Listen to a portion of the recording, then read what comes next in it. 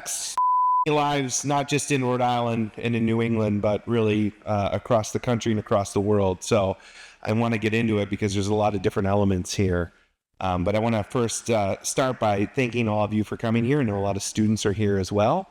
And we'll talk a little bit about some logistics as we move forward. But as I begin, I'd like to first start with the URI Land Acknowledgement Statement. The University of Rhode Island occupies the traditional stomping ground of the Narragansett Nation and the Niantic people.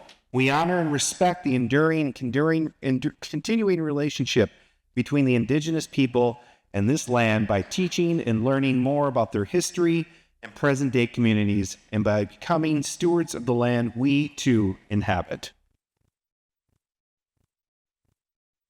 So, when you have an event like this, the events people tell me, we have to make sure that we know where to go in case there is an emergency. So just want to point out that in case there is an emergency, we have exits to the top here, and then we have them right here.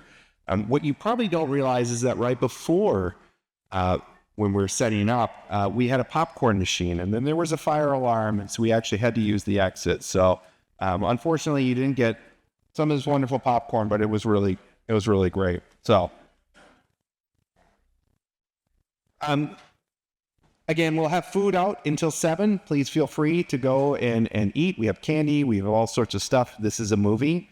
We want to make sure we feed you. For those of you students, I see a lot of my students. I see a lot of other students here. Thank you for coming. After the panel, I will put up the QR code and the QR code for students to register that they're here for attendance. It will take you to a Google form where you can enter your name, your email, and the classes that you're here for, if there's multiple classes. And then after the film, I will post it again in case you miss it the first time. So any questions about that, you can come talk to me as well. So let's begin. I'd like to welcome all of you, guests, faculty, students, and staff. We're here to help us commemorate the 30-year anniversary of the John Hazen White Center for Ethics in Public Service with our film screening tonight of Silence on the Street. The center was endowed by the White family and has sought to integrate the best practices in ethics in the practice of public service in Rhode Island. The mission of our center is to facilitate the URI community conversations and the practice of ethics to foster university engagement and public service throughout the state of Rhode Island. Over the years, we at the Center have helped facilitate ethics trainings for government employees and nonprofit organizations. We have supported ethics education at URI, established multiple public service internships and fellowships, as well as supported countless hours of programming, speakers, and events like this. The Center has chosen to mark this special anniversary through the sponsorship of what has been a wonderful week-long series of class visits, workshops, events on campus involving our honored guests tonight, Sharece Sellem-Hannah, the film director of The Silence on the Street, as well as other community members, including Donald Rose, as well as members of New England NE-HIDTA, which we'll get into a little bit more.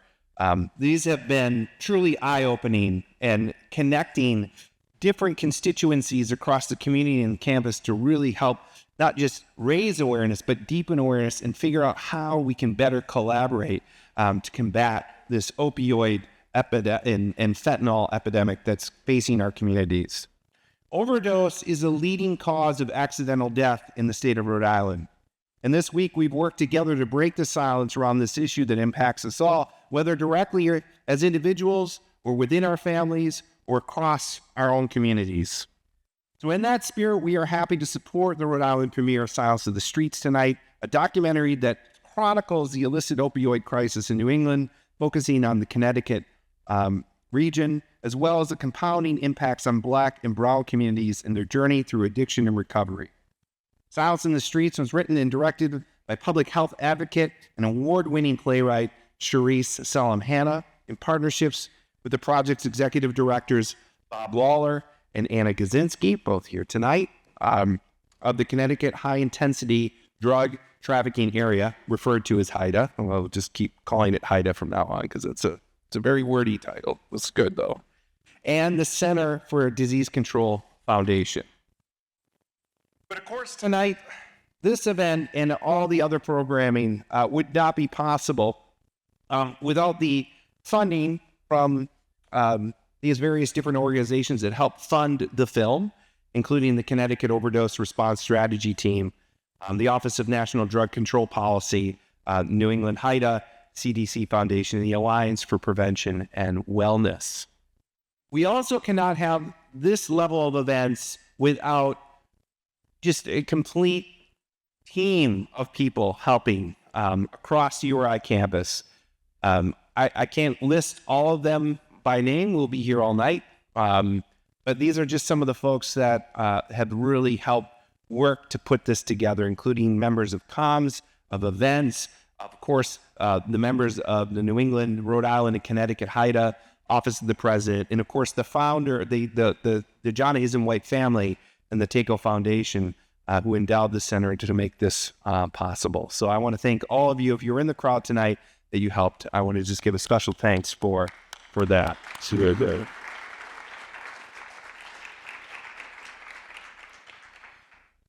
So the order of tonight's, we're just going to start with a panel discussion, followed by a short break where I'll post the student QR code, and then we'll start the movie right at 6. The movie will last about 1 hour and a half, and then after that we'll have an informal Q&A. So if you want to come up and talk to the film director Sharece or any other members of the panel, you can come up and do so.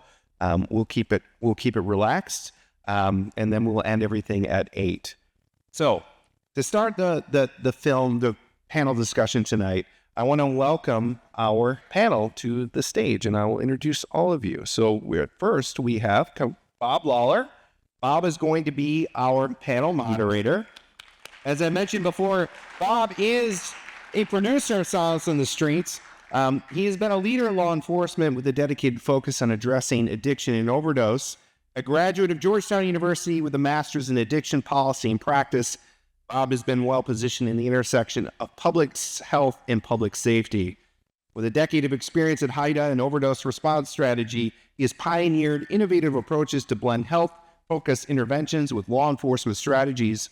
From launching Connecticut's HIDTA CDC overdose response strategy to driving impactful public health video campaigns, Bob's work has exemplified forward-thinking approach to tackling addiction through collaboration and community-focused solutions. The next, I'd like to introduce our other panelists. We're going to start here with Donald Rose. Donald Rose is prominently featured in the film that you're going to be seeing tonight as he shares his lived experience with addiction and recovery. He is a licensed community health worker in the state of Connecticut, and my favorite part, he is a proud graduate of SWU, which is Sidewalk University. It was said that he's on the dean's list of Sidewalk University. I loved it so much when we were talking about it. And he earned that through his lived experience in Hartford, Connecticut. Now 20 years in remission from the disease of addiction, Don serves as a harm reduction navigator, Southeast Connecticut, where he helps support and guide people who use drugs to reduce their risk. And he is also the father of our film director, Sharece Sellem-Hannah. Our next guest is Lex Morales. Lex is a program director for Project Weather Renew in Rhode Island, overseeing the Pawtucket Center, which provides outreach, harm reduction, overdose prevention services to thousands each year. Drawing from his lived experience with opioid use disorder and incarceration, he works to break stigma, ensure equitable care for Black and Latino communities. Lex also serves on the board of directors for the Reentry Campus Program, supporting individuals returning from incarceration to pursue higher education. He's a proud father and a community leader. He brings both personal insight and professional expertise to advancing harm reduction and recovery in Rhode Island. Our next guest is Dan Graney. I've known Dan for a while. Dan is actually the dean of students here at URI. So all the problems or all the great things is with Dan. But more seriously, he is primarily responsible for the safety, security, and support of over 17,000 students here on campus. As the Dean of Students, he oversees disability access and inclusion, student support and advocacy services, substance abuse prevention services, veteran affairs, the bystander intervention program. How do you sleep? Guys, that's a lot. He is a primary resource for crisis response and students of concern on campus, as well as a convener of both the behavioral intervention team and the sexual assault response team. Before coming to URI, Dan was the director of the Forensic Addictions Unit at a community mental health center in Massachusetts for 5 years. And he holds a EDD in higher education leadership from Johnson & Wales. Our last panelist is Steve Williamson.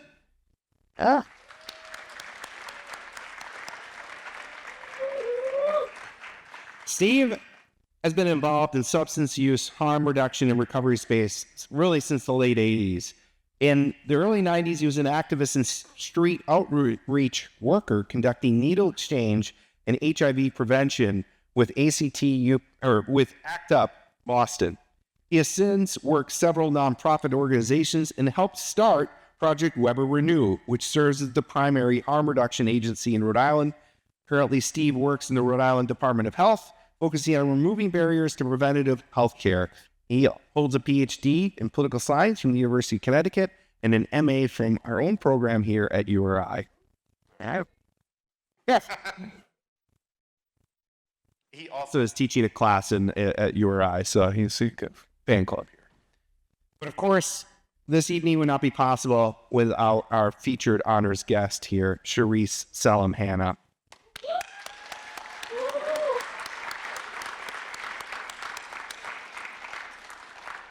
Sharece is a native of Hartford, Wethersfield, and New Haven, Connecticut, with extensive expertise in the fields of mental health, substance use disorder. Sharece earned her master's degree in community health and prevention science at the University of Cincinnati and is currently pursuing an MFA. Just amazing. It's great. She draws from her lived experience and professional background in human services to inform and inspire her creative work. As a peer educator for the Mental Health Association in Delaware, she has led community workshops focused on mental health awareness, stigma reduction, and promoting recovery resources. Beyond her creative pursuits, Sharece has held various professional roles, including drama instructor, direct support roles, case management, outreach, admissions counseling, and grant management. Just a wide range of various different roles. Her true legacy here is through her creative work. She is an award-winning playwright. Sharece won the 2019 Dr. Floyd Gaffney National Playwriting Competition on the African American experience. Sharece uses theater and film as advocacy tools to address critical social issues. In fact, it was her cautionary play, Matthew Rising, produced at Lawlor Theater in 2020, that explored the challenges of the fictional family in the inner city of New Haven, grappling with poverty and the opioid crisis, that inspired the work behind Silence on the Streets. So please join me in welcoming our panelists. And one last thing I would like to say before I turn it over to Bob, I'd like to acknowledge two very special guests with us tonight. First is David Hannah. David Hannah is Sharece's husband, I've got to spend a lot of time this weekend, whose own story, perseverance, in the power of education has been deeply inspirational in his own right as we've got to know each other over the week. So welcome, David. Our second guest we are honored tonight is Herb Boyd, who is the vice chair of the Elders Council for the Mashantucket Pequot Tribe. Elder Boyd appears in the film and is a certified peer support specialist working in addiction and recovery community spaces. He's also a recovery coach professional for CCAR, where he's licensed to provide forensic peer support in the Connecticut court and prison systems. Thank you and welcome, Elder Boyd. And with that, Bob, I turn it over to you. They should all be on. Hello? Yep. There thank you for that. So my first question is going to be for Sharece. Boy. Been quite the journey, hasn't it, Sharece? Yes, it has, sir. So my first question for you is, Silence on the Streets is a lot different than the initial idea we banged around when we were talking about doing something. So you turned something that could have been a traditional educational film about the opioid epidemic and poverty and all the, social determinants of health and all those things into a deeply personal story. And my question is, what inspired you to put yourself and your personal journey at the center of the story? And also, how do you think that choice changed the way audience connected with Silence on the Streets? I think that the topics that were presented in Matthew Rising were very personal already. And so I felt like by just putting myself in the film along with my father, I can better articulate what has happened in the past to be able to talk about what we can possibly do in the future. And I just feel like representation matters. And so, I'm the child of someone, who went through a lot of struggles. I personally went through a lot of struggles. And so to be able to see that on screen, I think is very important. So what better than, the people gone through it to be in it. So that's what motivated me. Awesome. Thank you. So Donnie, my question for you is, you're really the star of the film. And nobody has more one-liners than you, which I know comes from Sidewalk University. But you shared your story publicly in the film, which I give you a lot of credit. It takes a lot of courage. And, I know me, you, and Sharece and David and the group have done a lot of different panels, and you've got up here and talked about your story and your experiences. And I want to thank you for that, because it does take a lot of courage. What do you hope people, especially students and community members, take away from hearing your experience? All things is possible, no matter what struggles you may go through, no matter what the situation is, today is your day to be the man or the woman that you want to be and not what people perceive you to be. So coming through that process, it gave me the opportunity to let people know that no matter how deep the waters might have seemed, you can always come back to the top. Thank you. Appreciate that. So Dan, my next question is for you. And I didn't know your background, even though we had dinner together last night, until today. So I think this would be very interesting. Colleges are uniquely positioned to shape perceptions about substance use and recovery. How can universities create environments that both prevent misuse and also support students in recovery without judgment? That's a great question. I think it's a two-part question, so it's a two-part answer. I think first and foremost, it's and something that we've seen in the field over the last 10 or 15, 20 years that I've been here, is we are viewing health and wellness as an integral part of student success here. And I believe that students are coming to colleges and universities with that in mind. It used to be that the idea was we're going to come and party our faces off because that's what the expectation is. And now really it's not that expectation. Our drugs and alcohol are still part of the culture, unfortunately, but it's not the purpose. We used to be the number one party school in the country in the 90s. And we are now the number one public university in New England for 2 years in a row. So, that shift has been a long time coming, but it's a big piece of it.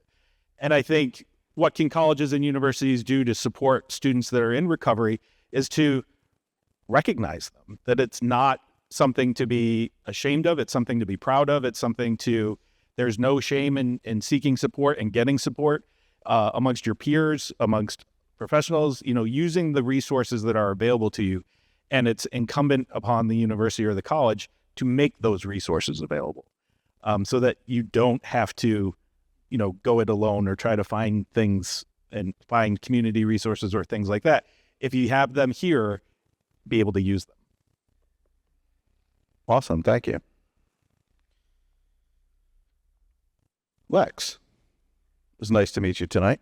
So my question to you is, harm reduction often faces misunderstanding. even though it saves lives. And myself, as somebody who went from being a 20-year law enforcement officer and not understanding harm reduction, is a pretty big harm reduction advocate right now in Connecticut. So it is a journey, I think, to get people to really understand what harm reduction is. But how do you approach community education to help people see harm reduction as compassion in action, not as enabling use? So as compassionate action and non-enabling use. I mean, I have a lot of mixed emotions around that, right? Because, not to take up too much time, but right now we're kind of in the middle of moving our location in Pawtucket, right? And we have a location, an overdose prevention center in Providence, but they're like two completely different worlds, right? And Providence, they were able to pass that bill because people were able to understand and empathize. It was close to them, right? Their family members felt it. And also, you know, we were able to kind of like connect with them. We knew family, it was really connected. And I feel like in Pawtucket, it's kind of like, it's not that, right? They have a whole different mission, which is gentrification, trying to build a soccer field, but I had to kind of like go through the door, go there head on and kind of like put a humanistic face on it, right? And kind of like, me and the clients were around there cleaning up the neighborhood, right? They were seeing our faces, right? We were there, we were supporting them, we were helping them. They weren't just seeing us as the problem, but as the solution, right? So we were able to support, you need anything, give me a call, here's my personal number. And also connecting with our clients as well, being able to see them as human beings, right? People who are battling suffering, just going through some type of suffering, right? And substance use disorder is a disease that people are struggling through and just it continues to take a lot of work, right? And then also trying to teach that to law enforcement as well, it was Narcan training, stigma trainings, but we just continue to show up, and that's what it takes. We just got to keep showing up and supporting our community, supporting our people, because, if we did, we wouldn't be where we are today. So. Thank you. Great answer. And I think to keep showing up is vital. For sure. Representation, like Sharece is representation for sure. 100%. So Steve, my next question is for you. You've witnessed the evolution of harm reduction from the 80s to today. And while not perfect, I think, especially in New England and most of New England, harm reduction has gotten broader public and institutional support. We still have a long way to go, but it's come a long way also. Looking back, what do you see as the biggest shifts in how we understand and respond to substance use? And what lessons from those early years still apply now?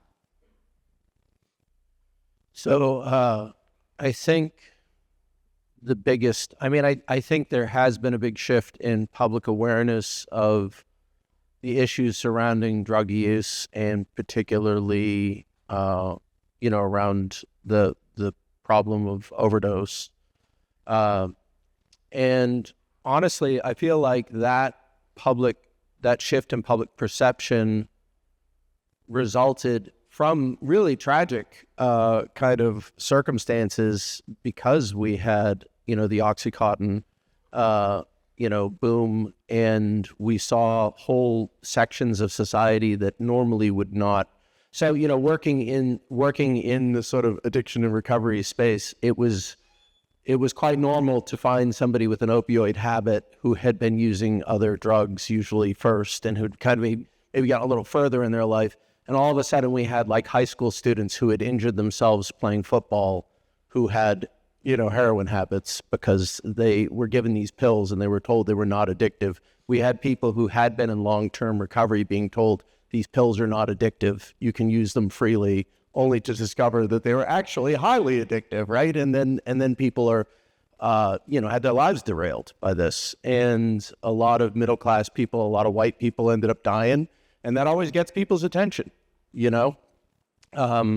So I think that was a lot of what shifted the attitudes. I think the other thing was that we had people who had personal experience with addiction, like myself, people who are in long-term recovery, start to become more vocal, start to get involved in politics, start to, speak out. And, I was saying before that when we first started at Project Weber, we had people come from other states and ask us, like, how did you get the state legislature to pass the Good Samaritan law for Narcan? And we said we didn't do anything. They were just people in positions of power in state government who had personal experience, who were willing to make that happen. So Rhode Island's kind of a unique place in that respect. I think it's a small enough state that, like, a few involved people can really have a big effect. The things that haven't changed are, one of the biggest fights that we had, early on, in our early harm reduction was mostly around preventing the spread of HIV. And, people would wail and moan about the innocent babies who were HIV positive, but then in the next breath condemn the dirty, the junkies or whatever, who were contracting HIV, and talking about it being a punishment from God, and how you shouldn't try to, like, reduce the risk that somebody would contract HIV because that's going to help them, realize. It's like, no, it's not. You're just going to, like, increase the probability that somebody's going to fight their way out of one life-threatening disease just to discover that they have another one. You know what I mean? So, like, people just really had very negative attitudes. And I think some of that is still out there, unfortunately, as much as we've tried to try to educate people and try to work on that. And the other thing I think that hasn't changed is that a lot of the problems that the film points out are old problems that have not gone away. And, when we talk about structural racism, when we talk about structural conditions, like, I would add capitalism into the mix as well, not to start controversy. But, these are structural conditions that, when we talk about structural conditions in society, it's like talking about water in the ocean.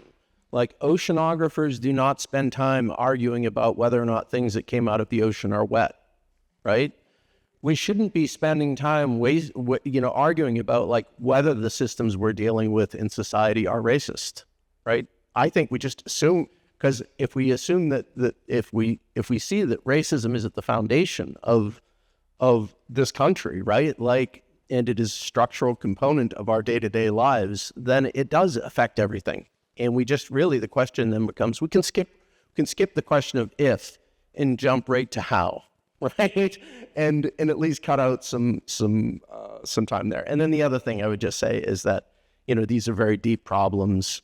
They are connected to so many different things, and we're often given very shallow resources to address them. So especially when we talk about, like, social determinants of health and stuff, like, there are massive implications for that in terms of, what is it, the root of that, and the resources that we're typically given are nowhere near sufficient to deal with that. So I feel like we're always, but at the same time, I don't want to be too negative. Like, I think this is also a story about hope, because at least individuals, communities can fight back with the resources that we do have, and it's not a death sentence to have a substance use disorder. It doesn't have to be, at least. So that's it. Thanks. Thanks, Steve. So, Sharece, as a filmmaker or a playwright, how do you balance portraying the reality of addiction without reinforcing stigma, and instead use storytelling as a tool for empathy and education? That's such a great question. I've had enough experience now professionally in the field, just outside of having lived experience and all of that, and also being someone on the other side who needed services. I work in the field, and so I am very sensitive about stigma, very aware of it, very aware of the implications. And so because I have that experience, I feel like I'm able to craft a vision that is respectful, and humanizes people as opposed to stigmatizing them further. So I feel like I I'm a little bit privileged in that way, where I'm able to do that now. Thank you. Donnie. Stigma often makes it harder for people to seek help.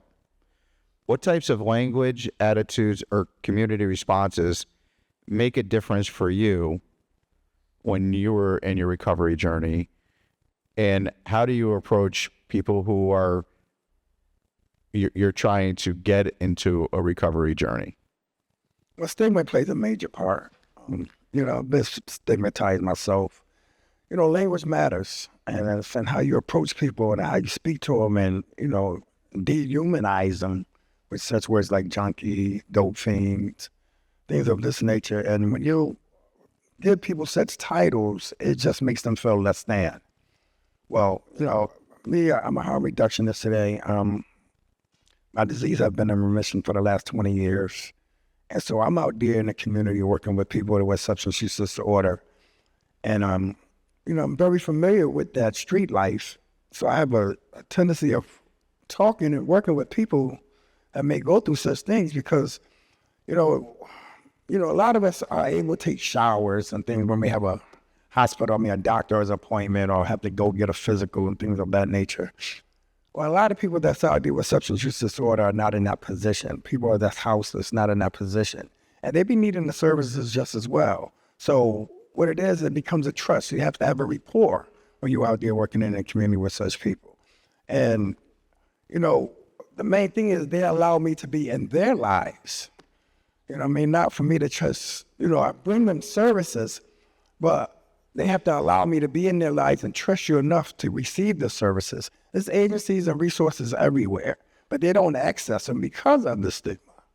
And this is where it becomes a problem. So I'm out there on a daily basis, man, daytime, nighttime, conversation, just taking care of the basic needs, food, shelter, conversation, which is very important because it becomes, it's mental health. Mental health plays a big part. A lot of us in here have mental health. I know I have it. Okay.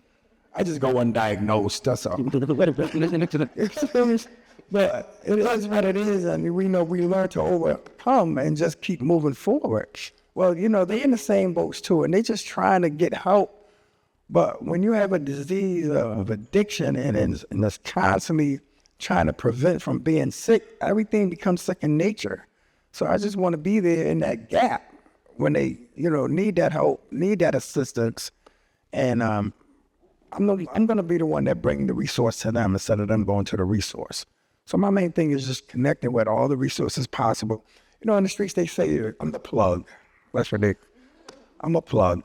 And I plug you into whatever needs to be done, however it needs to be done, whatever resources need to be tapped in to get you from here and to there. Transportation is a major problem out there when it comes to trying to help people. And, the majority of them can't afford even a bus ticket. You know what I mean? Just the simple ride. And so I'm out there on a daily trying to make sure they get to where they need to be or bring the resources to them. So in the Southeast region, this is what I am. I'm a lead navigator. And I'm out there on a daily basis just trying to assist our people with any type of help. And, let's not get it wrong. There's people that have homes, major jobs that goes through the same things too. And they call upon me also, I don't know if a lot of you are familiar with the Lincoln Lawyer, but I'm that guy out there. So they try to get me, just call Donnie. I deal with a lot of overdoses, which is undocumented. A lot of undocumented overdoses. So instead of them calling 911, they calling my phone. Don't call my phone, call 911. You need the help, but this is how it is, and this is where the accountability comes in, and this is where I have to make sure I'm out there and be accessible to our community, and just trying to help the people when they need the help. Thanks, Donnie. As always. Lex, from your experience on the ground, what partnerships or educational efforts have been most effective in reducing stigma and connecting people to care in Rhode Island?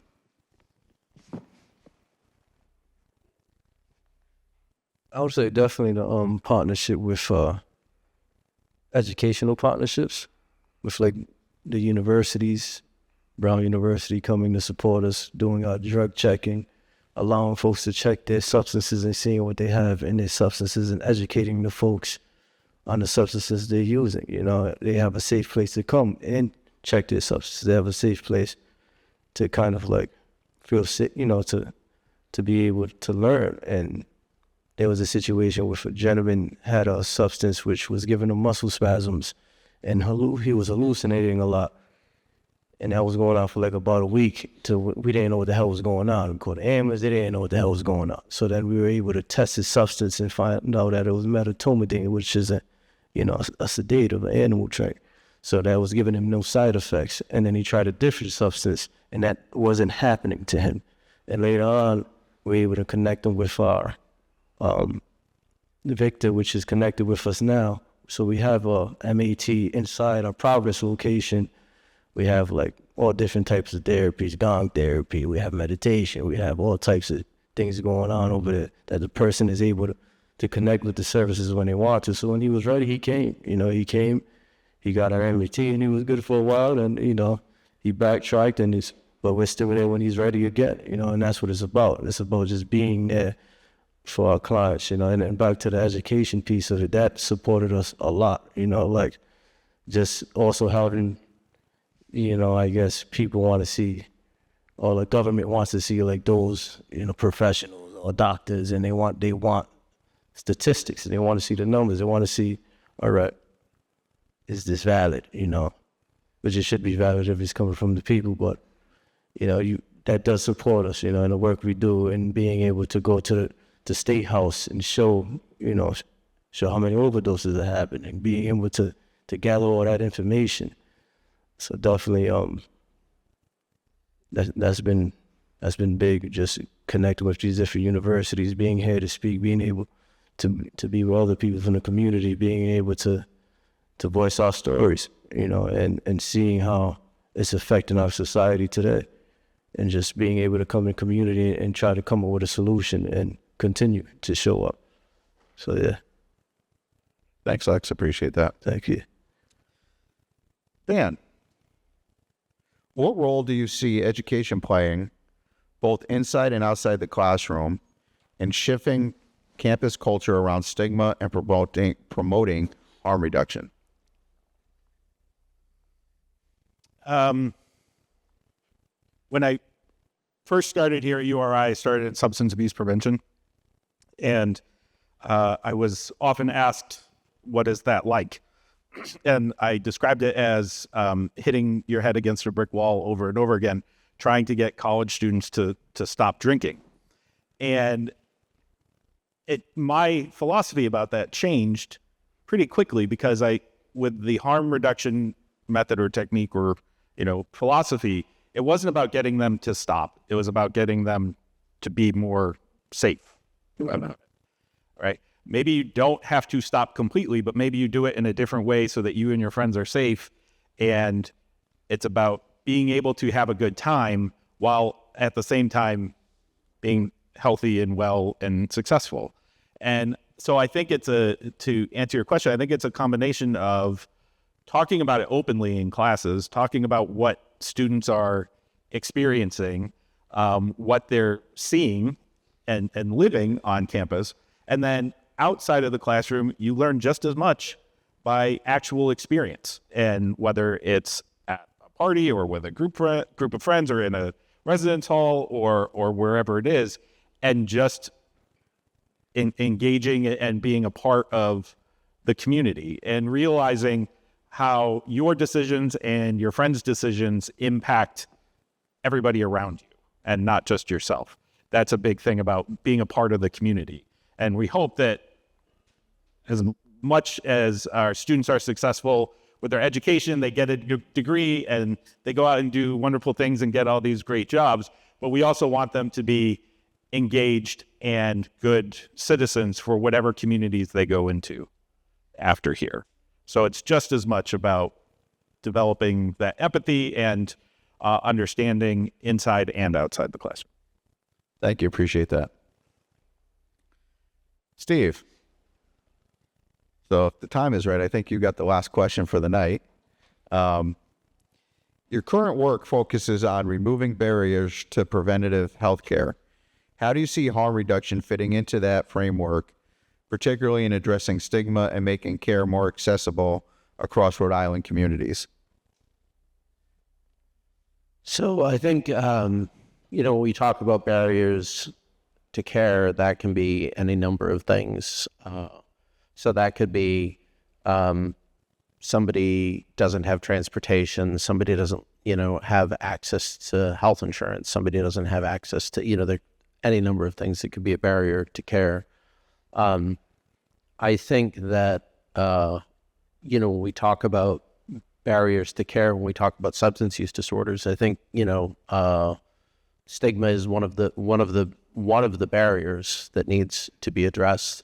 I think we end up focusing a lot of time on that because it's something that we, as I've mentioned, we're facing really profound problems a lot of times with like relatively shallow resources, so addressing stigmas potentially free. You know what I mean? It's a costless approach, right? So I think we put a lot of emphasis on that, and I think that that's great, and I think we need to do that. But I also think that we need to recognize that there are other barriers, and that let's not just focus on the low-hanging fruit. Let's not just focus on the cheapest solution. I would say the other barriers that spring to mind are, access to treatment, and access to treatment that's actually like culturally appropriate and like rooted in rebuilding communities, not, the sort of the kind of operations that just basically take people's insurance money and don't really, because there are these sort of headhunter. The movie actually talks about it, so I don't want to I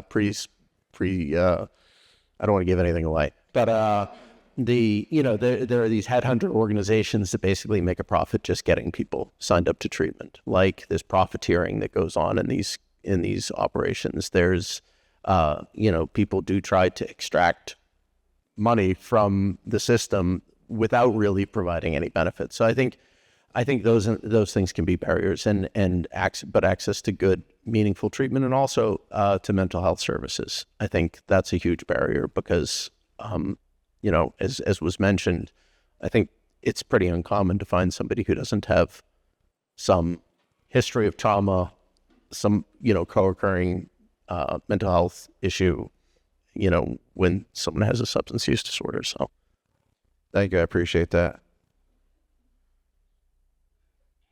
One more question, Mark? No, one more for Sharece, sorry. No, we're good. But I do have a quick announcement. I just really need to shout out someone really special who helped us with this project. And I can tell you this would not have been able to have happened without Jackie Simone Brown. So if you wouldn't mind standing up, Jackie. Yes, Jackie, we appreciate all you did. She was logistics and very instrumental. yes. Yes. For the filmmaker students, the students interested in film, if you are a director, please have an assistant director. Have someone on your side that can help you with coordinating things. She was amazing. So thank you, Jackie. Yes.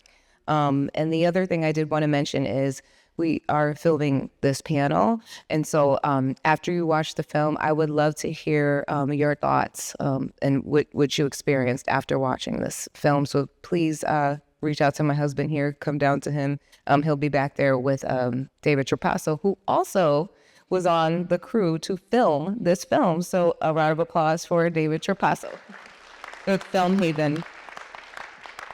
Now, Lighthouse Solutions. Lighthouse Media and Solutions in Connecticut. Okay, thank you. Those are my announcements. Thank you, Sharece. You ready, Mark? For just a wonderful conversation. This is not the end. What we're going to do right now is we're going to take a little bit of break, just a short break as we get the movie set up. I do want to encourage you again. We have so much food. Please eat it. It's just there. Just take handfuls. And we have got candy. We've got pizza. We've got it all. and you are college kids for a lot of you. And so I know that you need the food. So please do that while we're getting set up. In the meantime, I'll have the panel. Thank you again for, like I said, the wonderful discussion. We will show the film, and at the end, you can come up and we can do sort of informal Q&A with the panelists. In the meantime, as we're going through this little break, I will put up the student QR code for those